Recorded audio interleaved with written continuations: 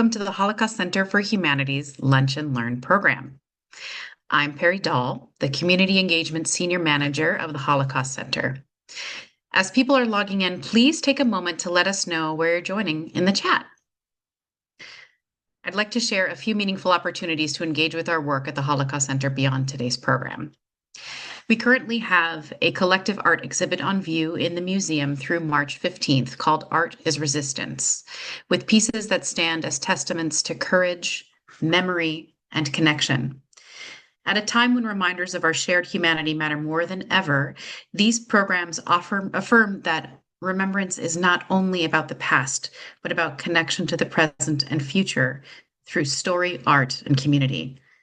During the run of the exhibit, we are collecting both non-perishable and hygiene items for the Riverton Park United Methodist Church in Tukwila that directly serves our immigrant, refugee, and asylee neighbors.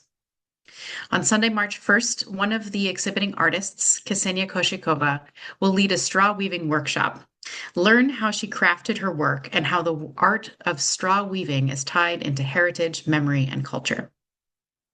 Please also join us on Sunday, March 8th for the next installment of our Inheritors of Memory series, where we will hear Beverly Silver share the story of both of her Jewish Holocaust survivor parents. Just a note, we will have time at the end of this presentation for questions. Please type in your questions at any time into the Q&A on Zoom. It is now my immense pleasure to introduce you all to Professor Victoria Grace Richardson Walden. Sorry, Victoria. And what a CV she has.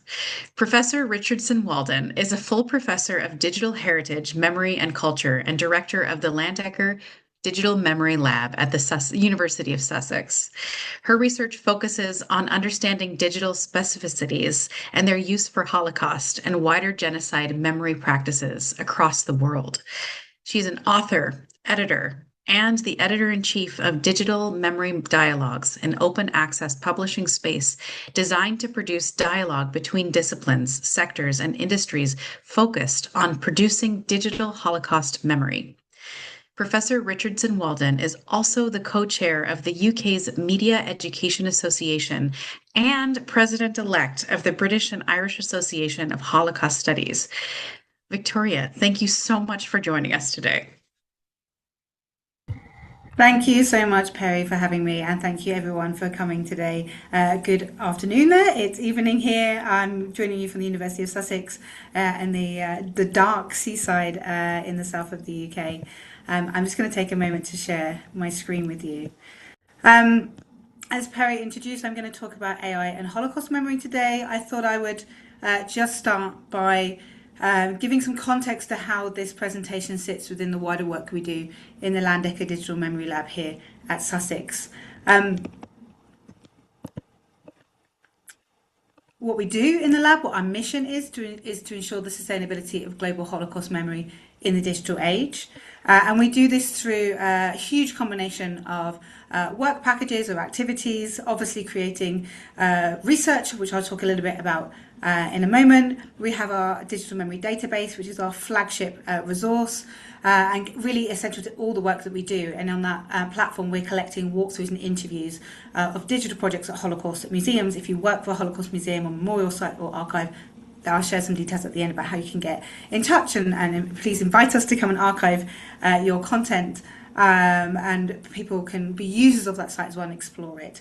Perry already mentioned digital memory dialogues, and we also do a whole bunch of different kinds of co-creation activities, so design sprints, and we've run expos, and soon we'll be launching some training materials, particularly around digital literacies within Holocaust education and Holocaust museum context. And we engage with policymakers, and we offer a pro bono consultancy service for any kind of organisation or creative team exploring digital Holocaust memory work.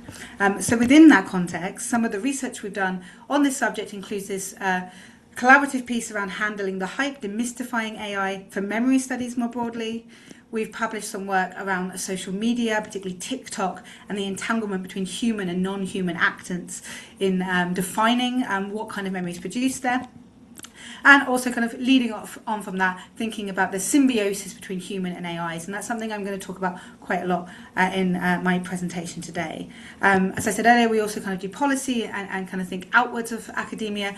before the lab was officially a thing, we did this series of recommendation documents that were co-created with a really wide range of stakeholders. It was about listening to people's real concerns in the sector, in the creative and tech world as well. And you'll see that the one on AI and machine learning, and I'll come back to that later in the talk. And we've also done policy engagements here. A working paper that the United Nations published that we wrote with funders and policymakers. That was really important to us to listen to them as stakeholders. And then more recently in November 2024, a policy briefing presented to the International Holocaust Remembrance Alliance, which I'll talk again about later. Perry mentioned digital memory dialogues.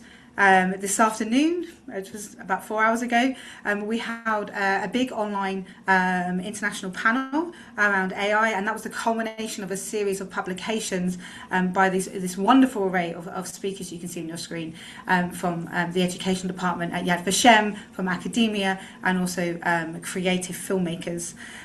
Please do, don't just listen to me on AI today. These people are absolutely wonderful and experts in lots of different fields, so please do follow up on the Digital Memory Dialogue site and have a look at what they've written, and the online discussion will go on the site in the next few days as well.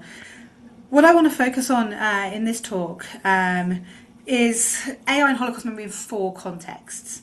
And the first of those is around language, the semantic context.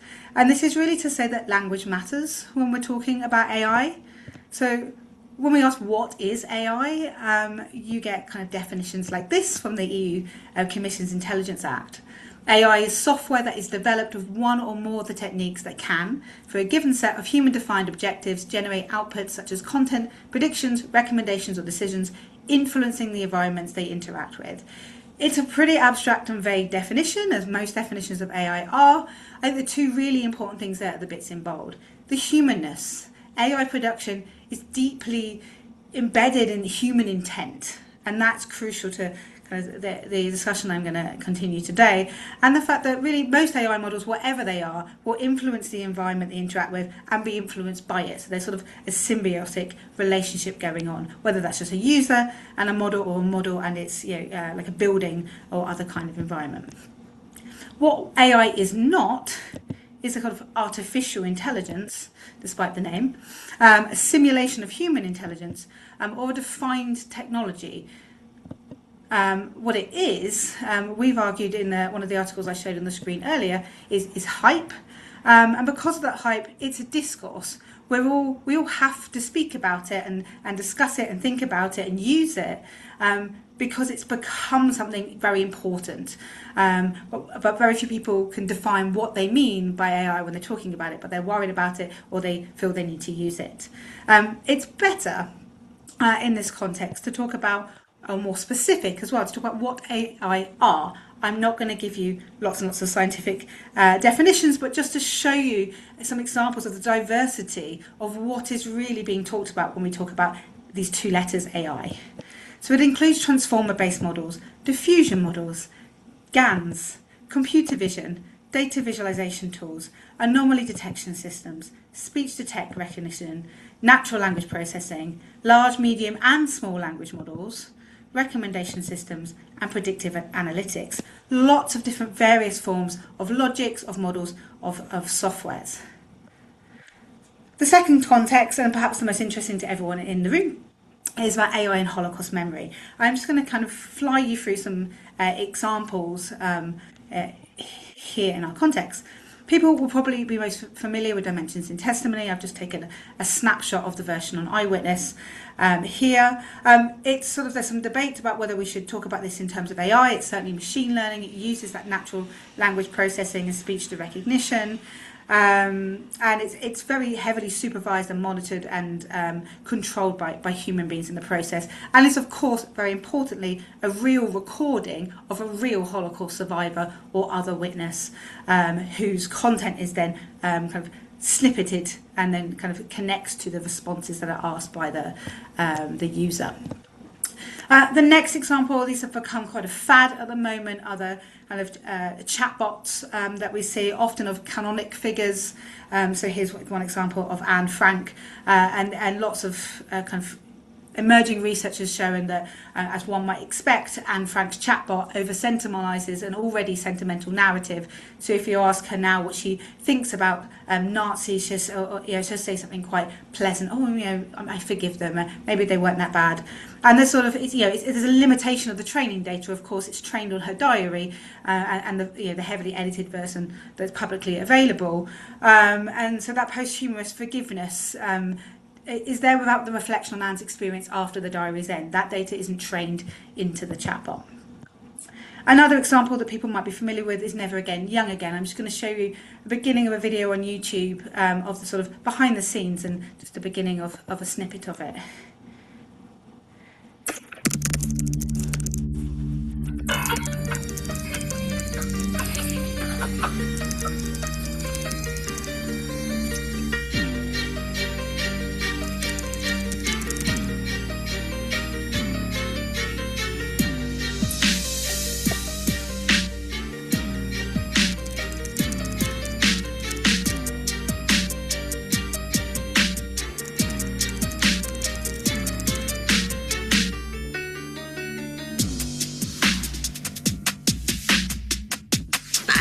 You today as my youngest self to remind you of the beauty of freedom. They started walking us on a highway towards a train station. So I'm just going to stop it there for the sake of time. The logic, as you saw advertised there, is that young people can need other young people to empathise with, and they need to see them in colour and in a moving image, very much like the short form video young people are used to on social media. Of course, this this causes some friction with many people in Holocaust education, because Holocaust education and other human rights education is generally premised on building empathy for the other. So there's a challenging logic here, and you can see there the kind of foregrounding of the claim to authenticity to show you kind of in a transparency way of how this was made to be authentic. But of course, it's also digital manipulation. So the tension here between a premise of authenticity and actual technological manipulation of images and content. Another example of colorization is a pedagogical project led by Matt Mason here in the UK, and he's colorizing and working with a team to colorize images for the Nuremberg trials. What's distinct about this is to use the restoration and colorization to bring some depth and detail into the image, to try and look at details that might not have been clear before, but at the moment are always doing it alongside the original. So this is the way that the images would be presented. Another example that many of you might be familiar with is the Gen AI for Good March of the Living project, and I'll just show you a very short clip of this. A day before the outbreak of the Warsaw Ghetto Uprising, the square and the streets of the ghetto were empty and abandoned. People preparing to go underground. You can see there the use of the kind of image manipulation, so it's the moving mouth of the photograph. Fundamentally, it's a documentary. You saw there also archive images. It's using AI in the spirit of long-held traditions in creative documentary and animated documentary. For a long time in documentary film, we've seen actors do the vox pops of real people, the kind of interviews, the pieces to camera as we see here. And for more than 100 years, animation has been used in documentary, sort of fill in the gaps of the visual record. Perhaps the most familiar to everyone, and we've seen this sort of media panic around these images, and the Auschwitz Memorial has been at the forefront of calling them out, these multitude, a high volume of history, so-called history accounts on social media, producing these this Gen AI content. Sometimes just the image has been generated, and the text is kind of sometimes taken directly from the Auschwitz Memorial or other sites, and sometimes the whole thing is generated as well. And we've heard the term AI slop used to refer to a lot of this kind of work. Very recently, in January this year, led by a group of concentration camp memorials in Germany, but some other signatures joined in as well, there was an open letter published asking for social media platforms to be consistent in their action against this generated content, calling out for distorting the Holocaust. What I find interesting here is that the social media platforms absolutely need to be kind of how to account for the logics of their platforms.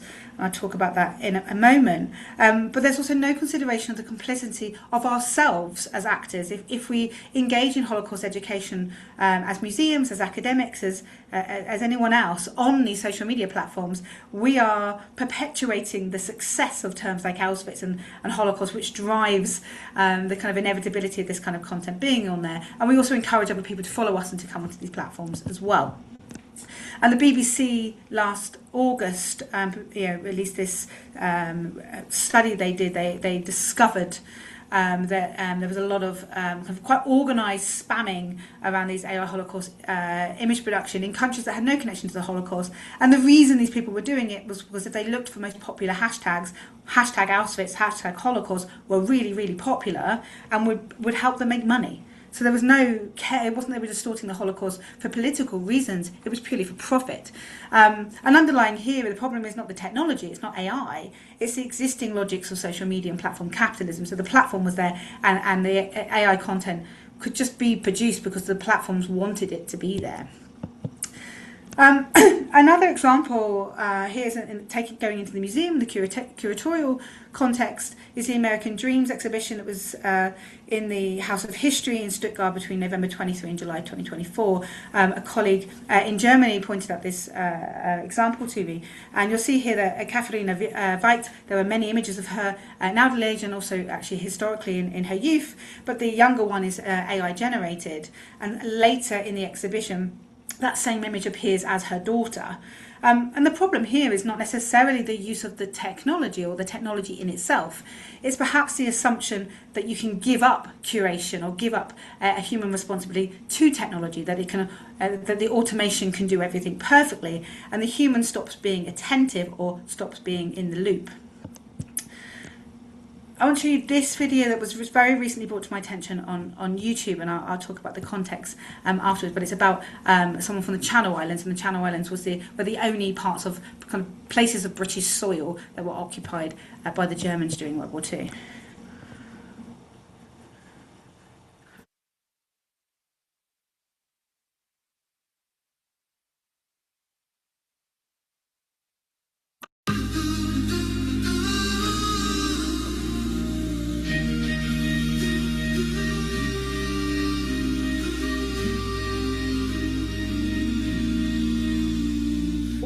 "1943, Bow Camp kitchen's cold, 25 and unmarried, doing what he's told. A borrowed apron, a rationed life, working for the enemy just to survive. They came in June, took him from the light. Guernsey prison walls closed tight. Wireless silence, 1 year and more, for hearing truth through a hidden door. In the royal court he stood alone and told them plainly. Sorry. So the account that has created these is called Guernsey Deep Dive, and it claims to be very passionate about telling the stories of the particular Channel Island of Guernsey, or the Bailiwick of Guernsey. You'll notice here that in the credits it refers to survivor testimonies and also the Frank Fallow archive run and created by Professor Julie Carr. Without consent or discussion with the archive, but the archive is open access. So there's some tensions here about the kind of authority of the academic, of the kind of the heritage organisation of the archive. At the same time, the intent here is to creatively tell a story that is barely known in Holocaust history, in World War II history, in the history of Nazi and German occupations. If we look at the way it's constructed, it's quite basic use of kind of Gen AI. It's a sort of deepfake of images. And it's very melodramatic. It's very much about one person's journey. The music is very stirring. And it really resonates or reminds me of a film about the occupation of the Channel Islands called Another Mother's Son. Some of you may recognise Ronan Keating there, who used to be the lead singer of Boyzone, a pop band of the 1990s. And it's a very melodramatic story. It's a British film, and at one point he does a bit of a stirring song, as one might expect of a kind of cameo from someone in a ex-boy band. So there's kind of hints here of that kind of melodramatic tendency that we saw in many feature films now appearing in the AI format. The next one I'm going to show you, a small part of it, is very recently created AI musical, immersive karaoke musical of Auschwitz. I'm a number in Auschwitz, and the night is too wide. There are voices around me, but no one replies. I reach out my hand, but it freezes in distance. Eyes pass right through me, erased from existence. You left us in the deep end. We're drowning in the memory. How do you not see that? So don't look away. Okay, I'll stop that one there. What you might have, sorry, try and stop it. What you may have noticed on the top of the video there, and you'll see here much clearer as well, is this link to Wikipedia. And YouTube has prioritized this on videos that say mention the Holocaust. On other social media channels, have also worked with UNESCO and the World Jewish Congress to go to aboutholocaust.org as well. So this is sort of constellation of different kinds of sources of information that you actually see when you're online. This project is called Auschwitz.us or .us, I think it's us. And it describes itself thus, and it's very recently online in February. The first AI-generated Holocaust musical performed live as karaoke by actors inside our mobile Auschwitz Holocaust Memorial. This is not theatre but immersive remembrance. For one day, participants enter a carefully designed memorial copy of the Auschwitz environment that confronts them with the loss of identity and dignity experienced in Nazi concentration camps. Wearing historically referenced prisoner clothing is not imitation but a conscious act of learning through confrontation. The day concludes with a live performance of Auschwitz Us, where human voices carry memory through AI-composed music. This project does not recreate suffering, it exists to interrupt forgetting. Never again is not a slogan, it is a responsibility. We hear a lot of the kind of cliche language that we hear, or a lot of the language we hear in Holocaust memory culture, here sounding very much like a cliche, like never again is not a slogan, it's a responsibility.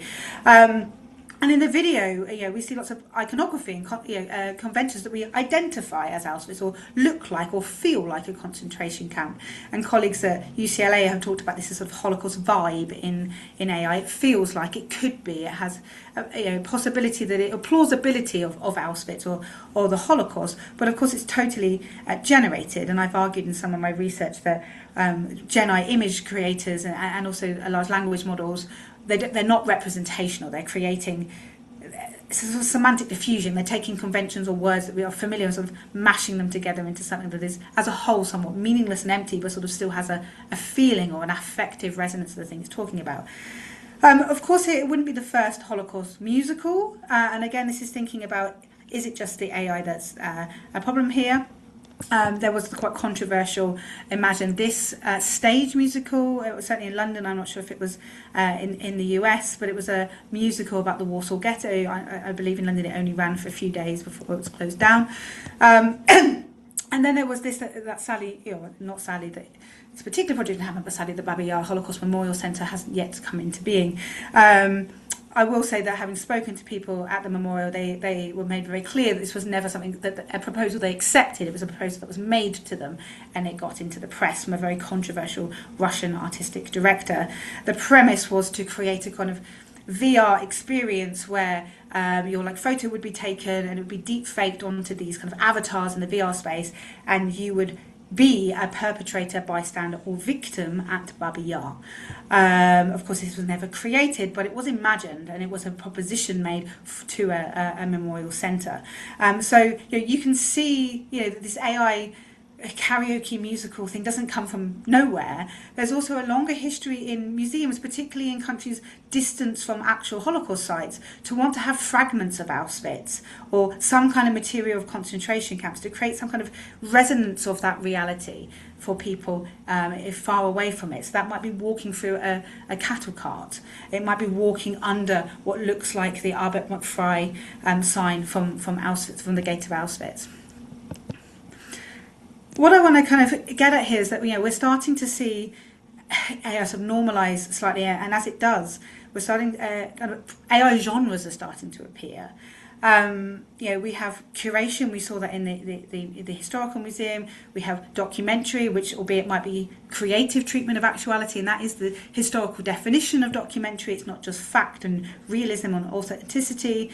And then we see fiction, we see melodrama, we see musical. These are all genres that existed before AI. So there's always a level of interpretation and storytelling. The museum and curation is not simply uncritical. We also see, we saw that in the example there. There is a creative license and a creative treatment in all these different genres. What I think is really important for us to be thinking about is the spectrum of intent. So, we shouldn't just sort of lambast AI because it's a new technology and we're scary and we don't really understand it, or we've seen some bad things, therefore all AI is bad. We should be really thinking about why it's being used and how it's being used. So I think that there's this sort of emerging spectrum appearing. On one end, you've got historical education, a real intent to teach people about things, and sometimes that's filling in the spaces in the visual record with generative content.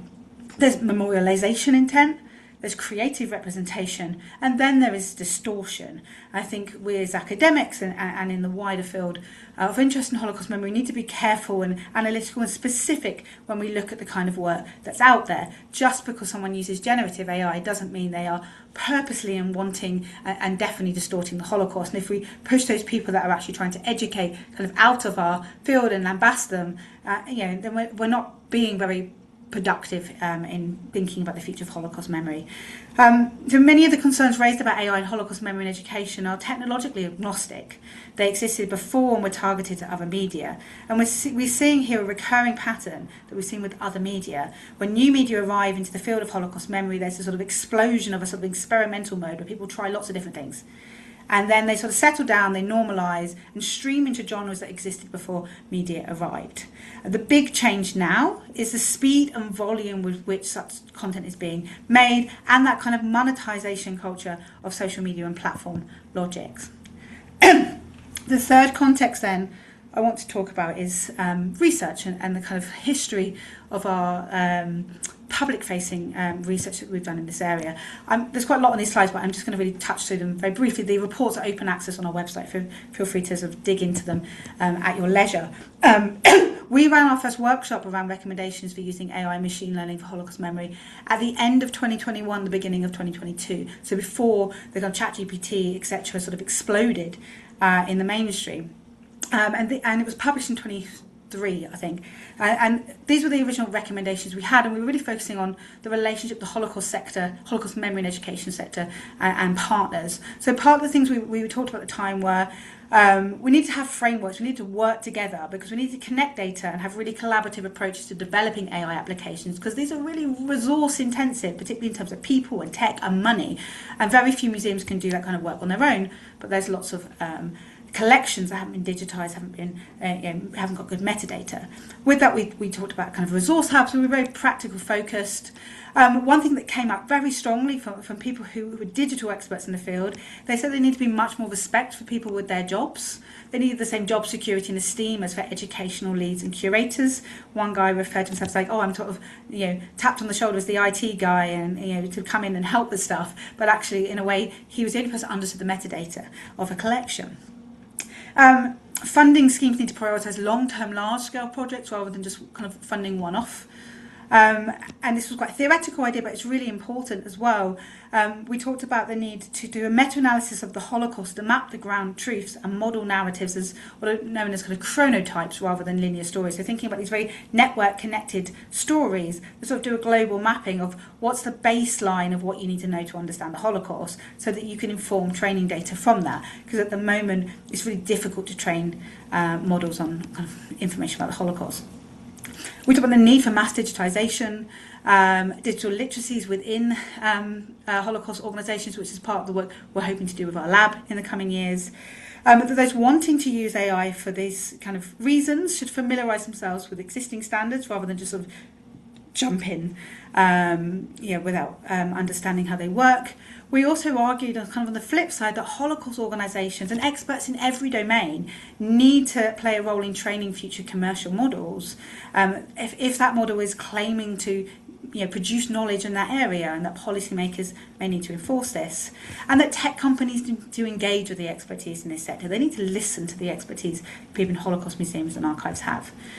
Jumping forward to 2024, in November, it was eventually Christmas, when we presented it to the IRA, we were repeating some of the same things. So again, we said, we need good data. We need the right representation, expertise in training and supervision. So we were still saying we haven't quite got there with this. One very new thing that came up was that we said that there really needs to be a middle ground, and we need to be a bit more careful in terms of guardrails. So the tech industry said they were listening. Yes, absolutely, we need to be cautious with how we represent or produce content about the Holocaust. And their answer to that was just to censor lots of it at the time. And that meant that if you put something Nazi concentration camp, it would say, as you can see very briefly in the first image, of these blank boxes, it wouldn't produce anything. Which maybe you think is great, it's not going to manipulate and distort this past, but if you wrote any other genocide, it would produce content. So we were worried that if we were coming to a future where these platforms were the space where people gained their knowledge, and the Holocaust was censored from that space, but other genocides and other histories and other atrocities weren't, then the Holocaust is rendered invisible. And it doesn't exist in public knowledge and public discourse. So we have to be nuanced and careful with that. And we still kind of we're beating the drum that it should be a priority on agendas of intergovernmental policymakers. Of course, we were speaking to the IRA. And again, linking back to that chronotypes thing, we were repeating again that AI should be used to give users access to the complexities and nuances of the past rather than oversimplified summaries. And really that's thinking like things like recommendation systems can be used to allow people to really explore various different ways through this history in multiple times rather than the kind of bullet point of response you get from ChatGPT or other models. And then finally, and very quickly, the fourth content I want to touch on is the broader digital economy. We need to understand the Holocaust and AI within this kind of very complex digital cultural world that we live in. And really ask the question, the cynical question, why do we care about AI? Why are we talking about it? Why are we using it? Why are we thinking about it and worrying about it now? And one of those is military. Militaries are investing in AI, therefore militaries that don't like those militaries are investing in AI. And it was something that was said very out loud by one of our own politicians, Peter Kyle, in a public conference here in Brighton earlier last year. The defence and security priorities, a big part of that is AI, and the public therefore all need to use AI. On the kind of counter to that, Dan McQuillan, a cultural theorist and a computer scientist, has kind of reminded us that a lot of the logics and a lot of the kind of economics behind this is really echoing historical fascisms and as a form of techno-fascism, and our data and our identities and the way we think is being rearranged by people who don't know us, and we're kind of losing control of things through that. So many actors are exploring ways to use AI for good, contrary to these kind of context, but this is not the reason it's at the forefront of our discourse. These responses are in spite of these core reasons. Florindine and many others have warned us to beware of the tech bubble. I'll mention some more at the end in relation to Holocaust memory. We remember the .com, we remember NFTs, etc. Things blow up and then they explode. Hedge funders there was a warning about a year and a half ago that hedge funders were going to pop the AI bubble. They have started to pull money out of NVIDIA, the kind of big organisations that aren't directly the AI companies but are ones that the AI companies rely on. So there is a shift happening in the economic world that may affect how AI affects Holocaust memory and elsewise. I think this is an illustration of why we should be hesitant and cautious and worried about that wider context. Elon Musk saying very recently on X, we'll use Grok 3.5, which is advanced reasoning to rewrite the entire corpus of human knowledge, adding missing information and deleting errors. Then we train on that. Far too much garbage in any foundation model train on uncorrected data. who is deciding what is correct and not? It certainly isn't people in Holocaust museums, historians and academics in this case. And my question in that context is, how do we remain mindful of all of this when adopting new technologies for Holocaust memory and education? And I think we should learn the lessons from the past when we were worried about computer games, when we were worried about VR, when we were worried about social media. It shouldn't just be a question we ask of AI. It is a question we should ask about new technologies always, and there's always a new technology on the horizon. Very final reflections then. We need to think less in the abstract about AI and less in techno-determinist ways, e.g. whether AI is generally good or bad for Holocaust memory and education. At the core of identifying whether any intervention is good or bad is the intent of its human creators, the responsibility and care of history sources and audiences and users, and finally reach. We can make the most ethical project in the world with AI, but if it doesn't have wide reach, then it has no impact. And in contrast, commercial examples are gaining huge traction with very far-widening audiences. And the question this raises for us is who and what are the memory makers of tomorrow? And I said I'd mention a couple of previous hypes. I remember very long ago when I was a college teacher, or high school teacher, we were all going to be living and teaching in Second Life, and we were being told to rethink how we do our pedagogy and our lessons in Second Life, very much the discourse of AI. And the Kristallnacht exhibition popped up from the United States Holocaust Memorial Museum, and then during COVID, NFTs were going to change how we do Holocaust memory. There was this little moment where everyone was, how are we going to use NFTs? How are we going to use blockchain? And there are back-end ways people are using blockchain for security, but the NFT craze was there was a quick burst or a bubble of that. So I'm going to pretty much end there and say thank you very much, and just give you some quick ways to contact us and me, and just tell you a little bit about upcoming things at the lab. If you want to join our mailing list, it's digitalmemorylab.com contact.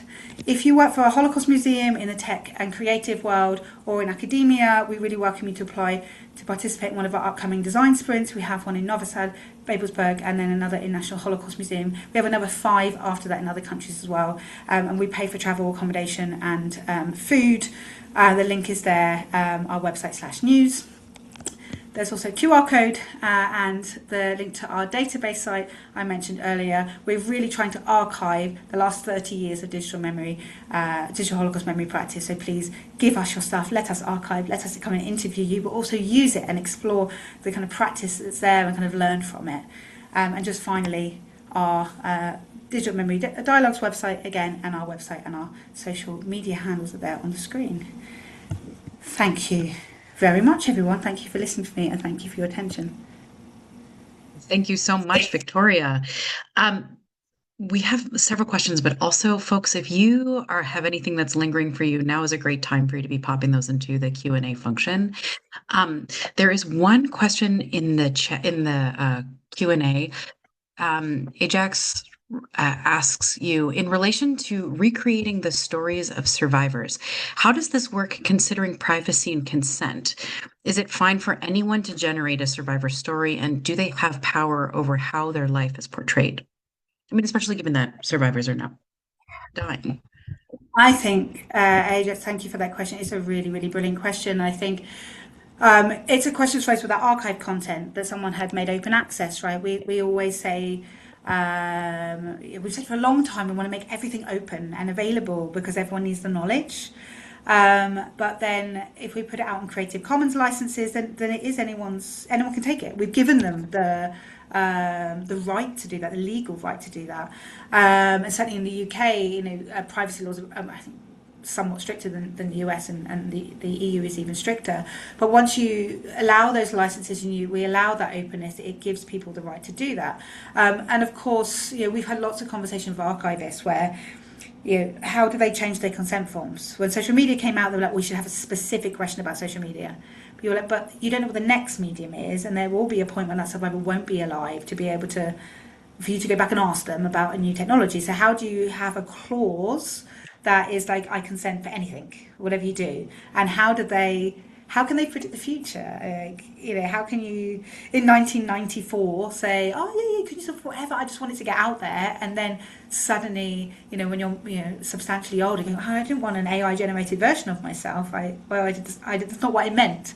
And I think that it doesn't just affect the Holocaust, it affects everything. There seems to be this feeling now of you can just take whatever content you want. And I think you saw that in the musical version, the music. Well, that was a that was a big Eurovision song. I'm a big Eurovision fan. Sorry, it's probably not so big in the US, but it was a big track in Eurovision a few years ago. I doubt they have copyright for that song. I reckon the software they're using has given them that song. As you get in TikTok, you can get copyright music, and then they've kind of butchered the lyrics to it.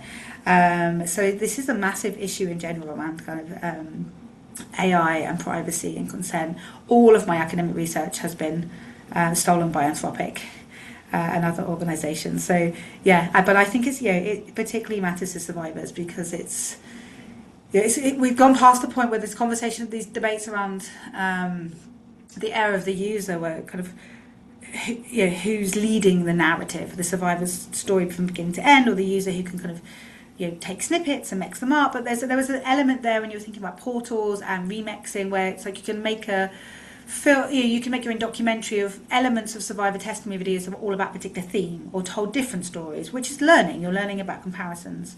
But now we're talking about just taking and manipulating a story. Ate, who wrote for our dialogues, has written a really interesting piece of this where he worked with a survivor's son to try and create more ethical kind of conversational chatbot based on their written testimony in response to their dimensions in testimony, not knowing what was in their written testimony. So if anyone wants to look at that, you can read it on the Digital Memory Dialogue site. It's really, really interesting. Far beyond the intellect of me to start building chatbots. So fascinating. And another question that we have a couple more in the chat, but there's one thing that's related to that is, with these AI generated survivor bots being asked questions, and these are kind of, I think, one of the more easier access points of like, oh, this seems like a benevolent, like great way to be interacting with this and humanizing stories. Do you actually find that it's an effective way to share information and humanization of stories? It's a difficult one. So I'm the wrong generation. I have a 2-year-old, and I wonder what she would think of these stuff as she gets older. Yeah. I'm 40, but I grew up with the internet. The internet wasn't a thing when I was a child. Right? Uh, is it? Um, I think the problem with all of this, and we were talking about this afternoon, is that AI has always, as a discourse, been about magic and illusion and deception. Joseph Weizenbaum, who was I think he was a survivor or Jewish, maybe post-war Jewish refugee from Europe. He created Eliza, the first chatbot as such in the 60s. And he writes about this kind of illusionary, the magic and the deception, and being shocked that people genuinely think Eliza is a psychologist. And the psychologists think it's fantastic and he can do their job. And he's like, it's just some code. Like, he was genuinely worried and sort of then started critiquing his field. And he wrote a very famous book in this critique. And so it's very good at giving us the illusion that we get the answers. Many people here will be familiar with Pinker-Scooter on dimension testimony and other contexts. And I remember asking him something about his brother, and he started just going, "I really hate the United Nations." And I was like, "Oh, that's a drama that I didn't ask for." Where did that come from? When I kind of followed the thread of the conversation, so it's a sort of serendipity, like getting lost in the archive, where you accidentally find out something, but it wasn't the answer to the question I wanted. So it's not a remediation of conversation and dialogue. That's not how dialogue happens, apart from when somebody's not listening to you. But I think it gives the illusion. I was just saying earlier that Todd Fresno and others at UCLA have been talking about Holocaust vibe. It's plausible enough, and it gives you the authentic affect. It makes you really feel like you've had a connection with a survivor, or you feel like they've told you something. But it's not. We're getting really detached from the sense of a kind of real human to human conversation. One thing I would say to one of the museums in Europe, who, when they first got their dimensions in testimony, it was after ChatGPT had sort of exploded, and the first thing the students said was, "Oh, it's a really cool avatar you've made." They didn't think the survivor was real, so they had to spend most of the session explaining how the technology worked and that the survivor was really filmed, and they were not ready for that. They had not predicted that at all, because that kind of thing didn't exist. Wow, that is really fascinating. We have a couple more questions. So we at the center work really closely with sort of middle grade and high school educators. And what guidance should we be giving educators as they navigate the new AI influence the world and relative to the Holocaust? Oh, that's a very good question. It's very hard. We are working on at the moment in response to the recent publication of the new IRA teaching and learning recommendation, teaching and learning about the Holocaust recommendations that came out this January, the revised versions. They mentioned digital literacy, so we're working on a kind of framework for digital literacies and Holocaust education, which we hope to publish in the autumn. So I can have more granular detail for you then. I think the challenge, and I think I was kind of trying to push against this a little bit in my talk, is I would push against kind of thinking about just AI. I think we need to be ready for the next tech and think about the previous tech. And it often takes me a while when a new technology comes out to go, oh no, hang on, yes, this is the same conversation we had about the other one and the other one and the other one, and kind of really trying to be specific and nuanced about that. So I think it's really not jumping on the kind of AI hype or kind of focusing on AI as the problem or creating a specific AI literacies, but creating a robust digital literacy, embedding that into Holocaust education. And that goes all the way back to historical sources, right? We do this where we see an image and we say, who took it? Why did they take it? And that's the beginning of a digital literacies. And why do we still have the photograph? Yeah, well, what's the condition? Why is it all molted and torn on the corner? Well, that's not what it looked like when it was there. It's been in an archive. It's been left somewhere. Maybe it was buried. So we do that kind of critical work, the historical sources in our history classes, and we don't think about it so much with the contemporary.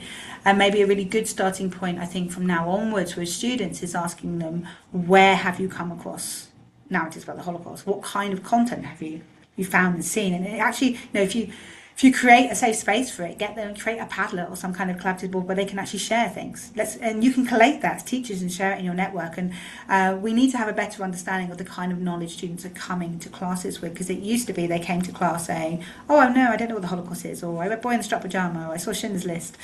Now it's like, oh, I know loads, and it's all wrong. And, you need to know where they're coming from, and the more you can do that work and be really open to them. If you start by lambasting them and telling them all they know is disinformation, you're pushing them away. So I think it's really about finding out where they are and building robust digital literacy programs, which is about analysing all kinds of literature with the same astuteness, and that is looking at BBC articles with the same astuteness as we would look at AI video. Yeah, it's interesting, hearing your perspective, being from a different country than ours and sort of where we are in the United States versus where you all are. And there seems to be we're living in like a bit of a post-fact society here. And I think particularly younger generations are hypercritical of information, almost to the point of not information, but they're hypercritical of images. They're hypercritical of all these things, of like assumption of AI before assumption of reality. And so I want to link that to a question that just came in, which is, do you have any suggestions for making sure that facts, images, whatever, are correct when doing research, or not just research, of just verification? And when they're not like, or knowing the difference between something that's stolen or altered or something along those lines. My key thing would be, don't go to social media. Because there was a statistic recently that said now 40% of content on social media is AI generated. I think it was Zuckerberg, don't quote me on this. One of the leaders of the platforms recently said that their kind of goal was to have like most of their content being AI generated. They're not social media platforms. They haven't been social media platforms for a long time. When TikTok came out, it was referred to as a kind of algorithmic platform and no longer social, because it didn't prioritize the communication between humans. But it was just following a logic that already existed on all the other platforms. They were just better at hiding it. And I think that's the core thing. And I think it's about, so if you want historical images, go to archives, go to museums, and we saw an example there where museums screwed up. There was obvious. It was like the same image was used twice, and there were other images of people. And I think that's a responsibility for us in academia, in the museum and heritage culture, to make sure that we're responsible in our image making and how we look after images and how we restore images, which people are using AI for, and that we're transparent about that use. And I think some of those more kind of amateur creators we saw in the presentation had good intent and were transparent about the fact that, anything that's inaccurate here is my fault, and I'm telling you that. So yeah, I think look, if someone tells you it's AI generated and they tell you the sources, you know, yeah, you can follow that journey and you can follow through. So much of it you can't tell. People like to say, oh, you can tell it's because of this. You can see the sixth finger or whatever. And it's like I don't have time to look at images in that much detail when I'm on my phone. I have deleted every single social media platform apart from LinkedIn off my phone. Because I get so lost, particularly in current political climates, of what's real or not. Everyone says everything's propaganda, and it's exhausting. So it's just better to get rid of it and talk to people I know. You are better than I am about that. That is for sure. And so, related to that, and Lexi, I'll get to your question in a minute, is like, so as you spoke about guardrails as being kind of the thing that is necessary for these platforms, where the algorithm really does encourage quantity of content versus quality of content. What on earth can those guardrails possibly look like for them to be nuanced enough to encourage additional content and not just be like everything that has Holocaust mentioned cannot be allowed? How do we create those? Yeah, it's really difficult because when the harsh guidelines were in place, people who wanted to make bad content did, and there was a very famous example where someone, I think from like a neo-Nazi group or certainly a kind of a group who were anti-Semitic, created an image of Hitler hugging a pregnant Anne Frank, and the implication was they were set up as a couple in the image, and I think it was I thought Bretta's garden in the background. And he didn't write Holocaust into the prompt. He wrote someone had tried to like reverse engineer it and was like a famous 1930s European dictator or successful military leader hugging famous novelists from the Netherlands, young girl never, teenage never, like these kind of things. And so, what image does it come up with? The two canonic human beings, Anne Frank and Hitler, and then it adds to the image. Oh, she's pregnant, or his arms around her. So people who want to use any technology badly will use it for bad reasons. In a way, I think when I've met with people in the big tech companies, they like to do simple things like that because they can get, oh look, we found some keywords and that can't use them. So look, we did good. And actually, I think the German concentration camp memorials and the other sites that signed that letter, I think that we do need to be introspective and look at our complicity in that field, but they're right to ask the social media and other platforms to be more accountable. Policy makers, certainly in the EU and UK, and I think it's the same in the US, constantly say, oh yeah, or maybe more. We say more, we're going to do it in the UK and EU, and then pull back. And since the latest administration's coming to power, that has an effect across the UK and EU as well. This is promises of huge restraints, and then there's lobbying happening, and they go. I've been in policy making spaces where I'm the only academic, and other people there are all platforms and big media corporations, and there's power in that lobbying, and So I think a lot of the guardrails are so surface level that you might as well not have them, and actually they prevent more productive engagement with images. You could if you wanted to really engage with Gen AI in a Holocaust history lesson, you could ask students to create images and then look at archive images and say, what is it taking from them? What kind of iconography has kind of continued and what's informed this kind of data? And that could be an interesting teachable moment. But you can't do that if the guardrails are there, but then someone can make this picture of pregnant Anne Frank with Hitler. Yeah. Thank you. So Lexi says, thank you for this fascinating talk, Dr. Richardson-Walden. I'm wondering what avenues you see AI being successful in Holocaust museums. With the technology being new, uncharted, and potentially expensive, it feels stakes are high, and the use of AI is under the microscope from organizations who want to use it responsibly. That is a very good question. And one of the things that I mentioned in, I think, both of our recommendations that have come out is, there are a huge number of Holocaust museums across the world, certainly many in the US, and the majority of them are small. We have the Auschwitz Museum, we have it's Holocaust Memory, we have the Avisham. They're massive, and Allison Archives as well. These are huge institutions, but that's not the picture of the landscape as a whole. Most museums are very, very small. Investing in the compute power. I mean, we've done it with our own work. We need to do transcriptions, and it's not going to be right, and you get human to check them, and the human checks and says, I probably could have just written them at the speed that I've taken to check them, but you've paid. Why have you paid for the technology and then the human being? So a lot of people think, I can use the automated system and it does the work.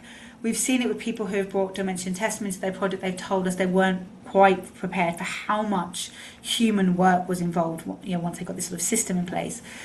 And the only way to really do that thoroughly, with that kind of respect and guardianship and stewardship for collections and testimonies, I think realistically is to collaborate across collections and museums to create kind of coalitions of say, we're 5 or 6 museums, we're all going to work together, and we're going to, I don't know, you could start one small project, we're going to only look at our stuff around kinder transport or crystal nacht or one moment in time and bring our collections in a kind of pilot activity around that. I would say also don't feel the pressure to use AI for the sake of using AI. Is there something that needs to be done? And really at the back end is where it's best. It's kind of generating images and stuff. It's fun, and that's why we're all doing it, and it's great because it's creating data sets that can form the military courses. But really where it's useful is metadata, organising archive stuff, retrievability. Search engines are fundamentally forms of machine learning or kind of AI system recommendation systems. So it's about finding ways to access the archive, to arrange the archive, and to kind of map it out and organise it in the digitalisation process. But that is consuming. It's consuming of natural resources. It's consuming of energy, space, compute power, people, and money. I would say the best thing forward is to go, what's the pedagogical, archival, or curatorial aim? What's the technologies that could help us? Maybe they're all analog. Maybe they include AI.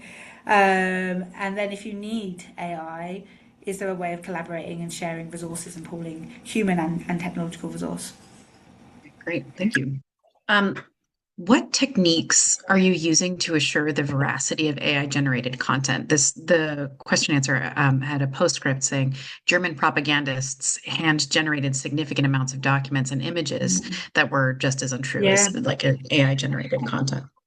No, I totally agree with you, and I think I'm not a historian, so I'm not assuring the veracity of AI images at all. I'm a media scholar, so one of the things I'm trying to unpack at the moment in my work, and it's taking a very long time to think through, is I kind of briefly mentioned it. Thinking of AI as non-representational, questioning what we mean by authenticity, and very much working with actually some US-based scholars at the moment on a wider piece of work about authenticity and truth in museums. What does that mean in these different concepts? We talk about folk museums, we talk about Holocaust museums, other spaces.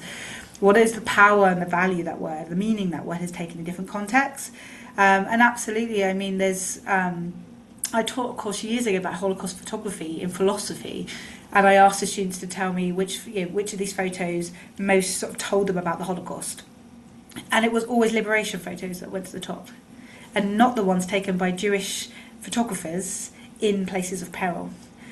So why? So we talked about the staging of these photos. Many of the liberation photographs, Auschwitz, they didn't have enough footage. They went and came back, and they staged sequences. So those were, are they authentic? Are they staged? And they're documentary, so that's that creative treatment of actuality. All media is framed in one way or another.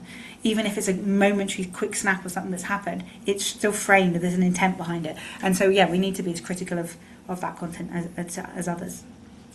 Thank you. One last question for you. Do you have any thoughts on allegations of politicians using AI-generated writing on their posts for Holocaust Remembrance Day? Wow, I have not heard about this, so please get in contact and share some examples with me.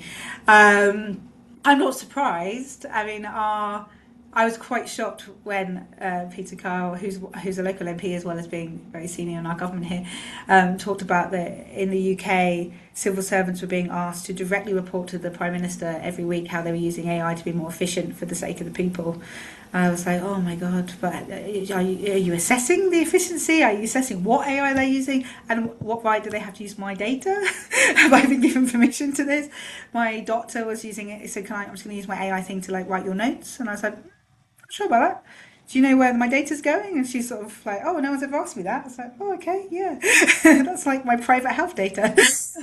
So, education, health, the political sphere have absolutely jumped on AI as if it's inherent and they have to use it. So I wouldn't be surprised that they're creating. And to be fair, I don't know how different that is to having most of the content and stuff is not written by them. It's written by speech writers. It's written by other people anyway. So again, this goes back to the authenticity question and also a question of voice. Whose voice is it?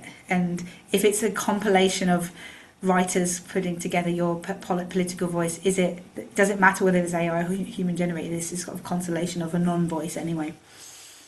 Thank you so much. You've given us a lot to think about, Victoria, for being a part of this program and for the work that you do, how important it is.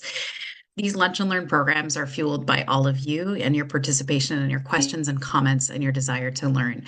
Thank you to the Gladys Foundation for supporting our Lunch and Learn programming.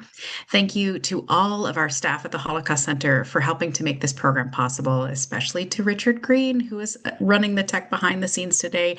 And thank you to all of you for your curiosity and desire to learn. This concludes our program for today.